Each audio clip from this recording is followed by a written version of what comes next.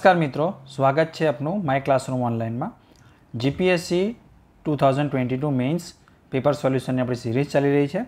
GS3 ना last जो 5 questions बाकी है ये आपणे जोईशुं। जो तमे आगळना 1 to 11 क्वेश्चन्स 1 to 10 क्वेश्चन्स ना जोया होय तो एनी लिंक हूँ डिस्क्रिप्शन में नाखी दईश, जरूर जोई लेजो। आ जे तैयार करवामां आव्युं छे ए with the inputs of selected candidates. अमारा विषयनी थोड़ी माहिती है। अपनी टेलिग्राम चैनल पर है जीपीएससी इज ध फ्यूचर, तमे जॉइन कर सको छो जीपीएससी प्रेक्टिस माटे। तो क्वेश्चन नंबर 11 थी जोईए कि the higher education commission of India is to be created national education policy under the national education policy 2020। How it will contribute towards the reengaging the higher education in India. Gujarati में कहूँ तो राष्ट्रीय शिक्षा नीति 2020 हेठळ भारतना उच्च शिक्षण आयोग की रचना करवामां आवनार छे। बराबर, भारतनो जे उच्च शिक्षण आयोग जे रचवामां आवशे ए भारतना उच्च शिक्षण ने पुनः क्रियाशील करवामां केटલું योगदान आपशे। बराबर है। तो फोकस बे वस्तु पर होवो जोईए। एक तो जे भारतनो उच्च शिक्षण आयोग हायर एज्युकेशन कमिशन अने आमां लख्युं छे कि री एंगेजिंग द हायर एज्युकेशन के केवी रीते मदद करशे, सुधारशे केवी रीते। बराबर है। आ क्वेश्चननो क्रक्स है। तो फोकस आना पर आपणे करवानो छे। तो सौथी पहला तो इंट्रो में आपणे फेक्चुअल डिटेल्स लखी सकीए कि भाई higher education commission of India जे छे ए कॉलेज अने यूनिवर्सिटीना लेवलना एज्युकेशन माटे काम करशे। बराबर है। बीजुं छे कि यूजीसी एक्ट 1956 ने रिप्लेस करशे। तो आटलो इंट्रो इनफ है। त्यारबाद जे मेन बॉडी आवे, कारण के आंसर लांबो थशे, आपणे 150 शब्द में एने करवानो होय छे। तो शुं करशे कि रिकमेन्डेशन आपशे, हायर एज्युकेशन ऑथोरिटी ने ऑटोनॉमी आपशे, एन्श्योर करशे कि एकेडेमिकना स्टांडर्ड्स ने मेन्टेन करे, એટલે કે સારું એજ્યુકેશન થાય। એ સિવાય સ્પેસિફિક કામ શું કરશે? આ જે છે ગવર્મેન્ટની વેબસાઇટ પરથી જ આન્સર લેવામાં આવ્યો છે કે લર્નિંગ આઉટકમ પર ફોકસ કરશે, સ્ટાન્ડર્ડ ટીચિંગ મેથડ્સ માટે કામ કરશે, ટીચર્સને ટ્રેનિંગ પ્રોવાઈડ કરશે, રિસર્ચમાં એ લોકોને હેલ્પ કરશે, એવું ઇકોસિસ્ટમ ડેવલપ કરશે કે જેમાં રિસર્ચ એન્ડ ડેવલપમેન્ટ પર કામ કરી શકાય। યરલી એકેડેમિકનું પરફોર્મન્સ જે છે દરેક ઇન્સ્ટિટ્યૂટનું મોનિટર કરવામાં આવશે। બરાબર છે। इंस्टीट्यूशन्स वच्चे जे छे ए कोलाबरेशननुं काम करशे। फर्दर शुं करशे तो जे छे ए ग्रांट आपवानुं जे छे काम करशे। यूजीसी करतुं हतुं, डिप्लोमा अने डिग्रीना जे छे ए एवोर्ड आपशे, એટલે प्रमाणपत्र पूरा पाडशे। पछी जे छे ए ऑटोनॉमी एने आपवामां आवशे ग्रेज्युएट माटे, पोस्ट ग्रेज्युएट माटे। वाइस चेन्सेलर्स माटे जे छे एलिजिबिलिटी क्राइटेरिया नक्की करशे, अपॉइंटमेंट माटे कया कया क्राइटेरिया जरूरी छे।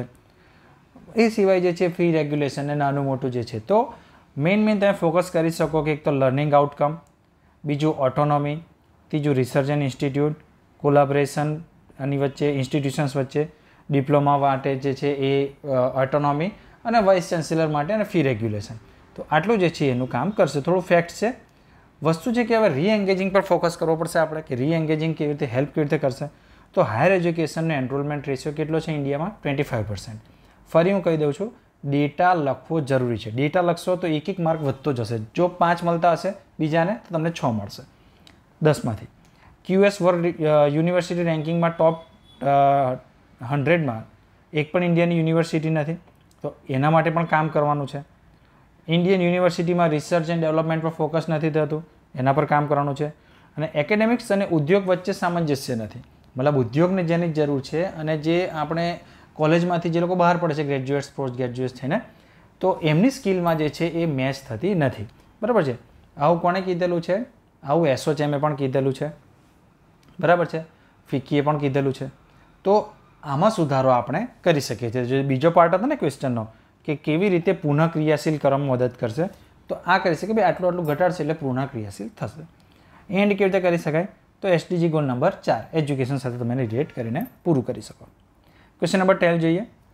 विश्वना सेमीकंडक्टर हब बनवा माटे भारतना ध्येयमां कई बाबतो अवरोधरूप छे अने अवरोधोने दूर करवा माटे कया कया उपाय करवा जरूरी छे?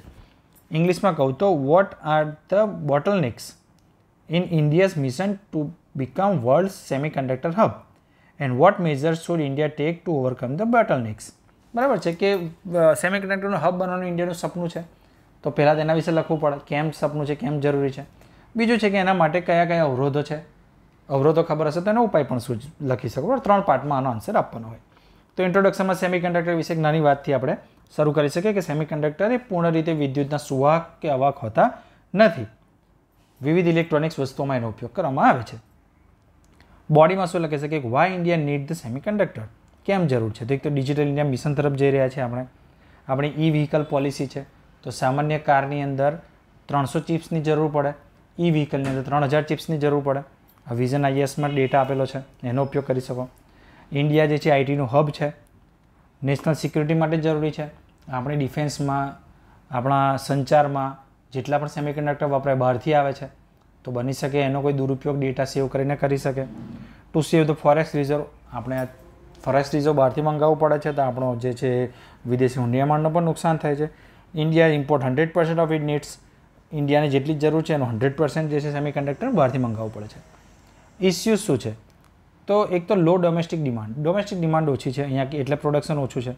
બીજું ઇઝી ટુ ઇમ્પોર્ટ કરવું ઇઝી પડે છે.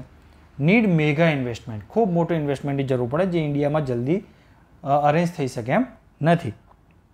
ટેકનોલોજી ચેન્જીસ ફ્રિકવન્ટલી, એવું કહેવાય છે કે દર 18 મહિનાની ટેકનોલોજી ચેન્જ થઈ જતી હોય છે.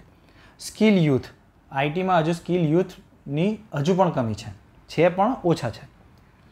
Competition with Taiwan and USA, already જે છે બહુ મેગા લોકો, મોટા લોકો એમાં પડેલા છે.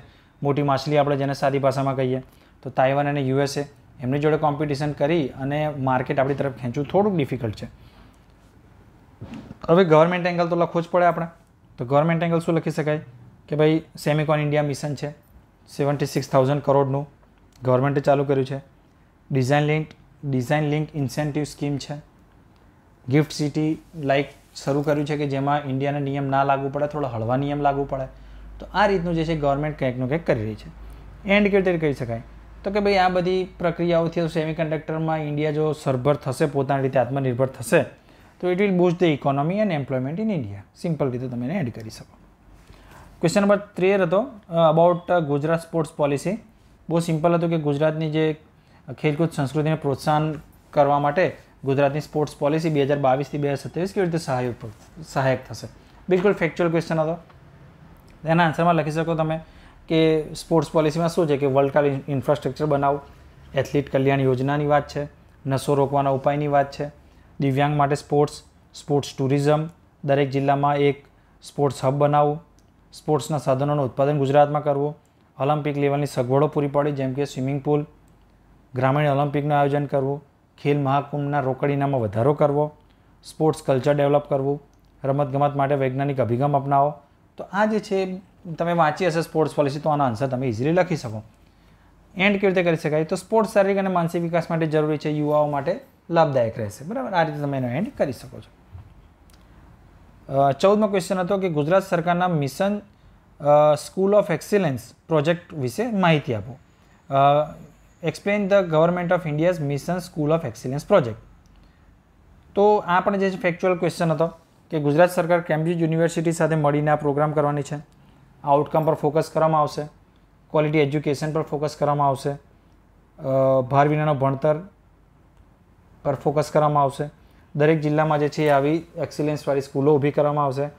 તો પ્રોજેક્ટ જે છે એ 10,000 કરોડ સરકાર ખર્ચશે 5 વર્ષની અંદર. એમાં હેલ્પ કોણ કરશે તો વર્લ્ડ બેંક મદદ કરવાનું છે. અને કઈ શાળાઓને આમાં કવર કરવાની છે તો સરકારી પ્લસ ગ્રાન્ટેડ શાળાઓને. એન્ડ કેવી રીતે કરી શકાય તો એસડીજી ગોલ નંબર 4 કે ક્વોલિટી એજ્યુકેશન ફોર ઓલને પૂરું કરવા માટે આ આપણને મદદરૂપ થઈ શકે છે. લાસ્ટ ક્વેશ્ચન હતો GS3નો કે the modernisation of prison project is very important project for nation evaluate. કે ભાઈ જેલોનું આધુનિકીકરણ યોજના રાષ્ટ્ર માટે ખૂબ મહત્ત્વની છે, સમજાવો. તો આના માટે જે છે તમે ગૂગલ પર એનો સર્ચ કરી શકો છો. બિલકુલ ફેક્ટ બેઝ ક્વેશ્ચન છે. ગૂગલમાંથી કોપી પેસ્ટ કરીને અહીં લખવાનો કોઈ મતલબ નથી. તો બેઠું જે છે તમે આ આન્સર આનો મળી શકશે. અને આ થોડો ટ્રિકી ક્વેશ્ચન હતો કારણ કે આ થોડીક જૂનું યોજના છે ને એવી કોઈ સ્પેસિફિક યોજના એઝ સચ હજુ એટલી બધી હાઇલાઇટ થઈ નથી કે જેના પર આવો ક્વેશ્ચન ડાયરેક્ટ પૂછી શકાય. પણ પૂછેલો છે કારણ કે પ્રિઝન રિફોર્મ્સ રિપીટેડલી ધ હિન્દુમાં અને બધામાં આવતું હોય છે. તો આપણું GS પેપર 3નું ડિસ્કશન એ પૂરું થાય છે. નેક્સ્ટ જે છે આપણે DYSOની એક્ઝામ માટે જે છે એ જે સિલેક્ટેડ કેન્ડિડેટ્સ છે એ લોકોની મદદથી 3 મહિનાનું કરંટ અફેર્સ આપણે લઈને આવવાના છીએ. તો એના માટે જે છે ચેનલને લાઇક, શેર અને સબસ્ક્રાઈબ કરી રાખજો જેથી આપને 3 મહિનાનું કરંટ અફેર્સ મળી જાય તો સિલેક્શનના ચાન્સીસ આપણા વધી જશે. Thank you. જય હિન્દ.